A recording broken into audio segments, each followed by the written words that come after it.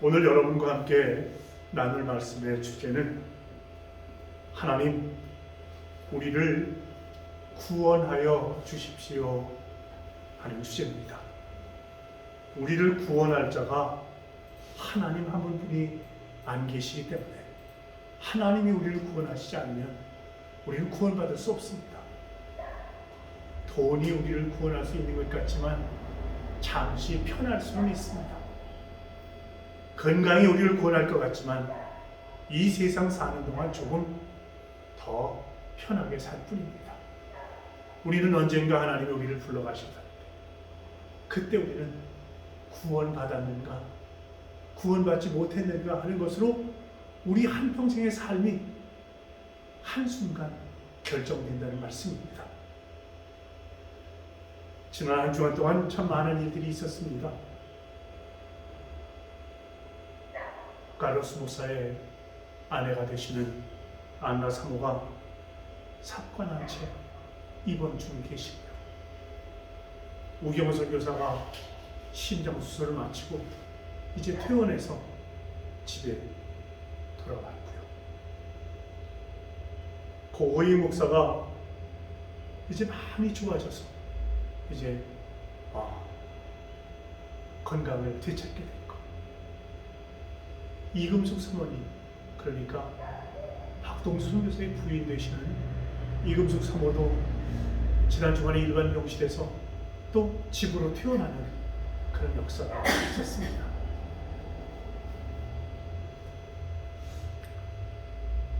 저도 여러분들의 끝없는 사랑, 관심, 여러분들의 사랑으로 지금 많이 좋아졌습니다.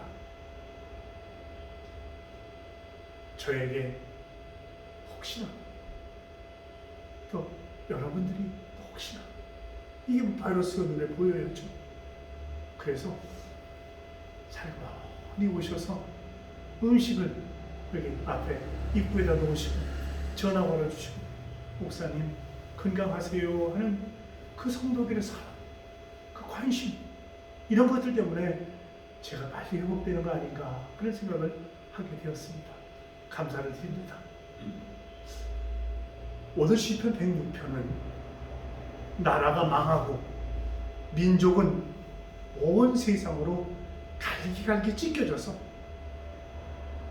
그때 그 현장에서 하나님의 구원을 갈망하는 기도가 시편 106편입니다. 그 시편 106편은 좋을 때 기도한 것입니다. 나라가 다 망했습니다. 민족들이 뿔뿔이 헤어졌습니다. 그때 기도한 기도가 시편 106편이다. 그래서 우리가 신앙생활하면서 어려움이 있으면 시편 106편을 보거든요. 이걸 읽으면서 은혜를 받고 이걸 읽으면서 힘을 얻게 된다, 그런 말씀인 겁니다. 오늘 4절을 보니까요, 주님의 백성에게 은혜를 베푸실 때에 나를 기억하여 주십시오. 그들을 구원하실 때에 나를 기억하여 주십시오. 기억에서 사라지면 얼마나 당혹스럽습니까? 특별히 하나님의 기억에서 사라졌다? 이건 인생 사나마나 아닙니까? 기억하여 달라고 시편 기자는 기도합니다. 이어서 그는 출애굽 사건을 생각합니다. 그 출애굽할 때 홍해를 건너던 그런 생각을 하는 것 같습니다. 그래서 9절과 11절에 보니까 주님께서 홍해를 꾸짖어 바다를 말리시고 그들로 깊은 바다를 광야처럼 지나가게 하셨습니다. 그 양쪽 홍해가 딱 갈라져서 가운데 바다를 말리셔서 그 가운데로 지나가게 하셨다는 말씀입니다. 물이 대적을 덮음으로 그 가운데 한 사람도 살아나지 못했습니다. 이건 무슨 얘기입니까? 애굽에 있는 군대들이 병거를 가지고 이들을 잡으러 왔잖아요. 근데 홍해 가운데로 들어갔을 때 물이 합쳐버렸습니다. 한 사람도 살아날 수가 없었죠. 그 고백이 오늘 본문에 있습니다. 그때 미리암 소고를 들고, 작은 북이란 뜻이죠. 작은 북을 들고 여인들과 함께 춤을 추며 주님께 노래를 불렀습니다. 홍해를 가르신 것은 하나님의 구원에 대한 그런 상징과도 같은 사건이었다고 노래를 불렀다는 말씀입니다. 그런데 홍해를 건너고 그렇게 기뻐했던 이스라엘 백성들이 어찌해서 나라를 잃어버리고 이방 나라의 포로로 잡혀가서 죽도록 종노릇하기에 이르렀느냐 하는 것이 종살이하면서 그들이 다시 한번 회상하게 된 그런 일들입니다. 주변의 강대국 때문? 아닙니다. 하나님의 백성이면서 세상을 따라 살고 하나님의 말씀을 거역했던 그 불순종의 결과가 종노릇으로 나타난 것이죠. 13절입니다. 그러나 그들은 어느새 주님이 하신 일을 잊어버리고 주님의 가르치심을 기다리지 않았습니다. 35절에 있는 말씀이 오히려 이방 나라와 섞여서 그들의 행위를 배우고, 그들의 행위가 뭡니까? 우상숭배하고 불신에 앞장서고 이런 것 아닙니까? 36절 보니까요, 그들의 우상을 섬겼으니, 이방 나라의 우상을 섬겼으니 이런 일들이 그들에게 올가미가 되었습니다. 올가미 여러분 뭔지 아시죠? 올가미가 되어가지고요, 하나님을 배반할 수밖에 없게 되었다 하는 이야기입니다. 이스라엘 백성들의 죄가 죄의 포로가 되었기 때문에 적들의 포로도 되었다는 그러한 논리입니다. 6절에 보니까요, 우리도 우리 조상처럼 죄를 지었으며 나쁜 길을 걸으며 악행을 저질렀습니다. 이렇게 나라가 큰 위기를 맞으면, 교회가 큰 위기를 맞으면, 가정이 어려움을 당하면 그 자리에 주저앉아서 하나님 바라보고, 하나님, 제가 어떻게 해야 이 난국을 극복해낼 수 있을까요? 하고 기도하는 것으로 시작해야 된다고 하는 지혜를 우리에게 주는 것이란 말씀입니다. 그게 뭡니까? 그게 회개 아닙니까? 여러분, 우리 인생에 영향을 미치는 것이 참 많습니다. 부모가 우리에게 영향을 주죠. 그렇죠? 가족들이 우리에게 영향을 주죠. 고향이 우리에게 영향을 줍니다. 출신 학교, 결혼, 취직. 사람들의 삶은 이런 것들로 영향을 받아서 달라집니다. 그래서 어떻게든지 좋은 가문의 자녀들과 결혼하려고 애를 쓰고, 어떻게 해서든지 좋은 회사에 취직하려고 애를 쓰고, 어떻게 해서든지 좋은 사람들 만나서 교제하며 살려고 애쓰는 이유가 바로 서로가 서로에게 영향력을 미치기 때문에 그런 거 아닙니까? 그러나 인생이 변화되는데 가장 큰 영향을 주는 요소가 뭔지 아십니까? 한마디로 말씀드립니다. 신앙입니다. 저 사람이 믿는 사람이냐 믿지 않는 사람이냐 하는 것이 매우 중요합니다. 이 신앙, 이 믿음, 이것이 우리의 인생을 좌지우지한다는 말씀입니다. 어느 날 하나님을 믿게 되었다면, 하나님의 살아계심을 알게 되었다면 인생이 확 바뀌게 됩니다. 그 어떤 요소도 이처럼 사람을 바꿀 수는 없습니다. 그러나 하나님을 믿어도 변화가 없는 사람들은 왜 그럴까요? 실제로는 하나님 믿지 않기 때문에 그렇습니다. 확신할 수 있습니다. 나라를 위해서 기도하면서 주여 무엇을 회개해야 합니까? 하고 부르짖었을 때 제 마음에 언제 한번 주님을 너 진짜 믿어본 적이 있냐? 주님을 믿지도 않으면서 나라와 민족을 위해서 기도할 수 있냐? 여러분, 언제 주님이 정말 친정으로 내 주인이 되신 적이 몇 번이나 되십니까? 한번 생각해 보시죠. 이것이 우리에게 매우 중요하기 때문에 그렇습니다. 여러분, 언제 한번 주님을 진짜로 믿어본 적이 있으십니까? 언제 주님이 진정 주인이 되신 적이 있으십니까? 이것이 우리에게 매우 중요한 것입니다. 왜냐하면 신앙이 중요하니까요. 인생에 가장 영향을 미치는 것이 신앙이기 때문에 그렇습니다. 6.25 여러분 말씀으로 많이 들으셨죠?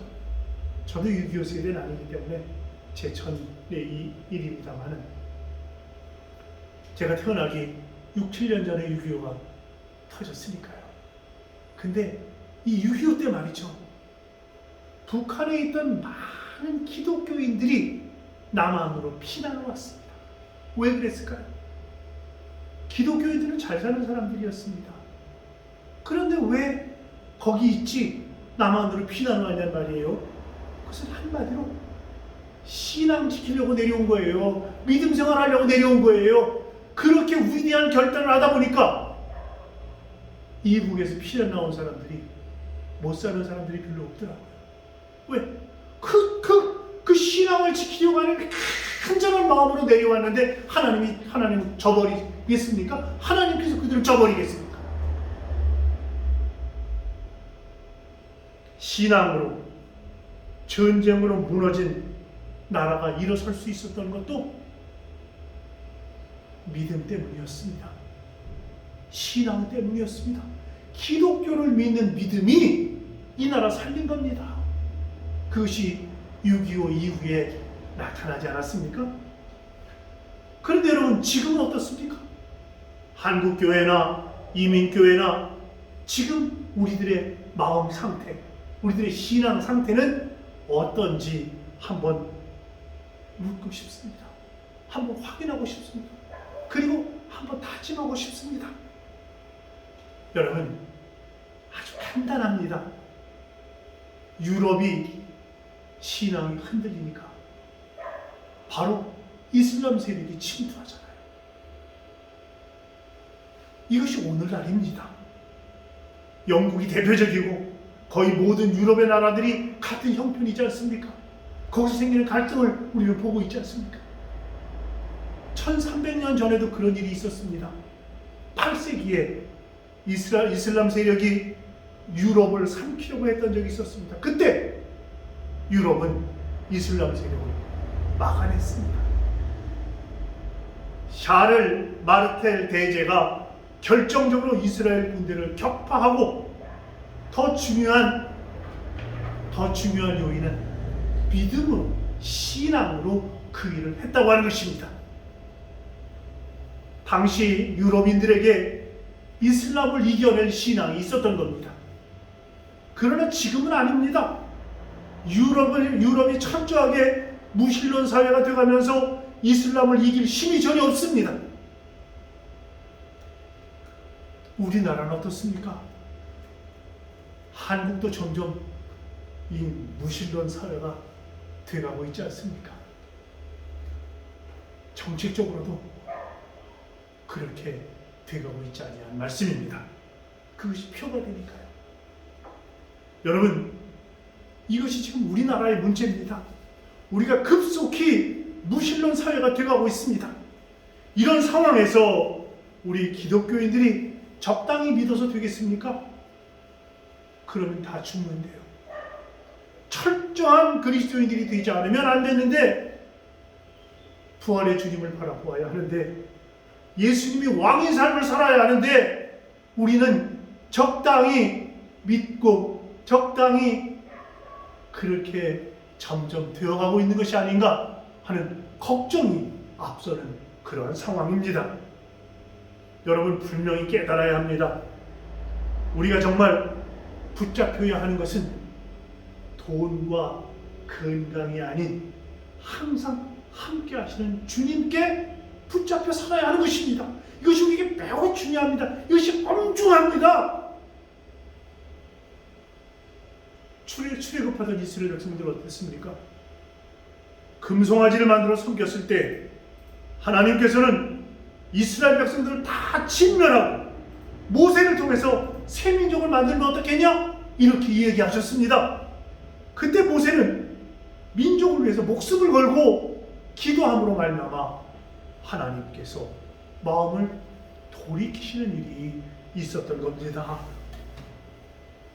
그때 모세는 정색을 하면서 안 됩니다. 하나님이 함께 가나안에 가시지 않으면 우리끼리 가나안에 가서 무슨 일을 할 수 있겠습니까? 하고 하나님을 설득하고 하나님께 기도함으로 말미암아 그 모세의 간절한 마음을 보신 하나님께서 함께 가나안으로 가주셨던 거 아니냐는 말씀이에요. 출애굽기 33장 16절을 보니까 나와 주의 백성이 주의 목전에 은총을 입은 줄을 무엇으로 알리까? 그랬더니 주께서 우리와 함께 행하심으로 나와 주의 백성을 천하 만민 중에 구별하심이 아니니까 이렇게 말했습니다. 그러니 하나님이 우리를 떠나시고 우리가 가나안 가면 무슨 소용이 있냐? 이렇게 하나님을 설득했던 것입니다. 이스라엘이 복이 있는 것은 땅 때문이 아닙니다. 하나님이 함께 하시기 때문에 복이 있는 것입니다. 여러분, 우리에게 위기가 뭡니까? 북한의 핵입니까? 나라를 위해서 기도하면서 마음이 애통하며 두려운 것이 교회와 성도들 속에 하나님의 임재가 사라져버린 거 아닙니까? 이것이 목사로서 가장 큰 위기고, 이것을 극복해내지 않는 한 우리는 하나님 없이 살 수도 있는, 교회는 오지만 교인이지만 하나님 없이 살 수도 있다고 하는 그런 엄청난 두려움이 저에게, 부족한 종에게 있습니다. 예수님이 만왕의 왕이신데 우리에게 왜 왕이 없습니까? 우리가 왕을 거부하기 때문 아닙니까? 예수님을 주님이라고 부르지만 진정 왕으로 섬기며 순종하지 않기 때문 아닙니까? 예수님께서 우리에게 뭐라고 말씀하셨습니까? 우리가 그 말씀 붙잡고 따르며 그 속에서 감사와 감격을 체험하며 사냐, 이런 말씀입니다. 사사시대에 이스라엘 백성들이 이방 족속들에게 시달리다가 왕을 세워달라고 요청했을 때 하나님은 정말 안타까우셨습니다. 하나님이 왕이신데 사람 왕이 뭐가 더 필요하냐? 이런 마음이 계셨던 겁니다. 그러나 우리가 아무리 범죄했을지라도 진정으로 회개하고 구원을 갈망하면 하나님은 우리를 구원해 주신다는 말씀입니다. 43, 44, 45, 46절에 있는 말씀을 여러분 저와 한 목소리로 같이 읽어가십시다. 주님께서는 그들을 여러 번 건져주셨지만 그들은 자신들의 생각대로 계속하여 거역하며 자신들의 죄악으로 더 비참하게 되었습니다. 그러나 주님께서는 그들의 부르짖음을 들으실 때마다 그들이 받은 고난을 살펴보아 주셨습니다. 그들을 위하여 그들과 맺으신 그 언약을 기억하셨으며 그들의 그 크신 사랑으로 뜻을 돌이키시어서 마침내 주님께서는 그들을 사로잡아간 자들이 그들에게 자비를 베풀도록 하셨습니다. 아멘. 우리가 위기의 때에 기도하면 하나님은 우리를 구원해 주시고, 그렇지만 시편 기자의 상황은 이미 나라가 무너질 대로 무너진 그런 상황이었습니다. 무너질 대로 무너지면 하나님이 우리를 구원하실 수 없냐? 그렇지 않습니다. 그렇지 않잖아요. 그런 상황 가운데 우리는 기도해야 합니다. 우리의 심령이 무너졌다 하더라도, 우리의 가정이 무너졌다 하더라도, 우리들의 삶이 너무 힘들고 그리고 좌절할 수밖에 없는 상황이라 할지라도 우리는 기도해야 하는 것입니다. 지금 우리는 기도해야 합니다. 나라를 위해서도 개인의 문제를 위해서도 지금부터 기도해야 하는 것입니다.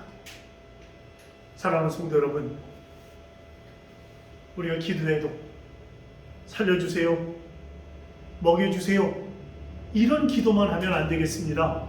15절입니다. 15절에 보니까 그래서 주님께서는 이들이 요구한 것을 주셨지만 그 영혼을 발휘하게 하셨다. 무슨 말씀입니까?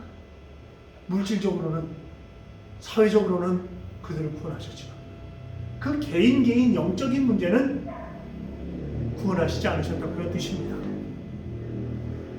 우리가 다급한 어려움에서 벗어나고 필요를 체험을 받았다 할지라도 기도해야 하나님께서 응답 주셔서 우리의 영혼을 유익하게 하실 수 있다. 그런 말씀인 거죠. 사랑하는 성도 여러분, 우리가 하나님께 민족의 구원을 위해서 기도한다면 이번 기회에 우리 자신이 예수님이 왕이신 삶을 살리라 이렇게 결단하시면 좋겠습니다. 예수님이 왕이신 삶을 결단하면 이것이 공의롭게 사는 것이고 이것이 정의를 따르는 길이기 때문에 그렇습니다. 지금 우리에게는 예수님이 왕인 진정한 그리스도인들이 필요합니다. 이것이 나라를 살리는 일이라고만 생각해서는 안 됩니다. 내 자신을 살리는 길이기 때문에 그렇습니다. 3절에 보니까요, 공의를 지키는 이들과 언제나 정의를 실천하는 이들은 복이 있다고 했습니다. 공의를 지키는 사람들, 정의를 실천하는 사람들에게는 하나님의 축복이 있다. 그런 말씀입니다. 이제 사랑하는 성도 여러분, 더 이상 안 된다, 힘들다 이렇게 말하지 맙시다. 반드시 이 엄중한 상황을 살아내야 할 의무가 우리에게 있기 때문에 그렇습니다. 그래서 잠들지 않게 서로가 서로를 깨워야 하는 것입니다. 예수님이 왕 대신 삶을 살도록 서로가 서로를 격려하고 도와주고 붙잡아주고 채워주어야 하는 이유가 거기에 있는 것입니다. 우리만 애쓰는 것이 아닙니다. 주님께서 우리를 도와주십니다. 빌립보서 4장 13절에 있는 말씀입니다. 내게 능력 주시는 자 안에서 내가 모든 것을 할 수 있느니라 그랬습니다. 내게 능력 주시는 자가 누굽니까? 성령 하나님 아니십니까? 예수 그리스도 아니십니까? 하나님께서 내게 능력 주시는 자가 되시기 때문에 내가 모든 것을 할 수 있다는 말씀입니다. 나라를 위해서 기도하면서 부활의 주님이 여전히 내 안에 계시고 내가 주님 안에 계심을 깨달으면 눈물이 쏟아질 정도로 감사하게 되지 않겠습니까? 회개 중에 찬양이 있게 된다. 그런 말씀입니다. 여러분, 시편 106편에서 받은 은혜가 바로 그것입니다. 106편에는요, 회개와 눈물과 탄식의 기도가 있고요. 이 회개와 눈물과 탄식의 기도 앞에는 하나님을 찬양하는 찬양이 있고, 그리고 찬양하면서 회개하고, 찬양하면서 눈물을 흘리고, 찬양하면서 탄식하고, 찬양하면서 기도한 다음에 맨 마지막도 찬양이었습니다. 이게 시편 106편의 특징이죠. 시편 106편 1절은 이렇게 말합니다. 할렐루야! 주님께 감사하여라. 그는 선하시며 그 인자하심이 영원하다고 찬양하고 있지 않습니까? 그리고 48절에 보니까 주 이스라엘의 하나님 영원토록 찬송을 받아주십시오. 온 백성은 아멘하고 응답하여라. 할렐루야! 이게 시편 106편의 결론 아닙니까? 찬양으로 시작해서 회개하고 간구하고 그리고 또 찬양으로 마무리하는 이 시편 106편이 오늘 우리에게 그래서 귀하다 이렇게 말씀드릴 수 있는 것입니다. 우리에게 이런 회개의 역사가 일어나면 좋겠습니다. 회개는 모든 문제를 해결하는 열쇠이기 때문에 그렇습니다. 그러나 하나님은 우리가 울고만 있는 것을 원하시지는 않습니다. 하나님은 찬양을 더 원하시고요. 이것이 진정 주님이 왕이심을 믿는 자의 기도인 것입니다. 여러분, 5절에 있는 말씀, 이 말씀 한번 함께 읽어보실까요? 한 목소리 읽습니다. 시작. 주님께서 택하신 백성의 번영을 보게 해주시며 주님 나라의 넘치는 기쁨을 함께 누리게 해주시며 주님의 기업을 자랑하게 해 주십시오. 이것이 우리의 고백이고, 이것이 우리의 간구, 이것이 우리의 감사고, 이것이 우리의 추구하는 목적이고, 여러분 이 5절 마음속에 외워두시고, 그리고 그렇게 살아 하나님께 영광 돌리는 복된 성도들 되시기를 주님의 이름으로 축원합니다. 기도하시겠습니다. 감사합니다. 주님, 영원히 하나님을 찬양하는 복된 성도들이 되게 하여 주시옵소서. 찬양으로 하루를 시작하고, 그리고 간구하고 회개하고, 그리고 찬양하며 마치는 그러한 우리의 믿음의 여정이 늘 우리 가운데 있게 하여 주시옵길 바라며 우리 주 예수 그리스도의 이름으로 감사하며 기도하옵나이다. 아멘.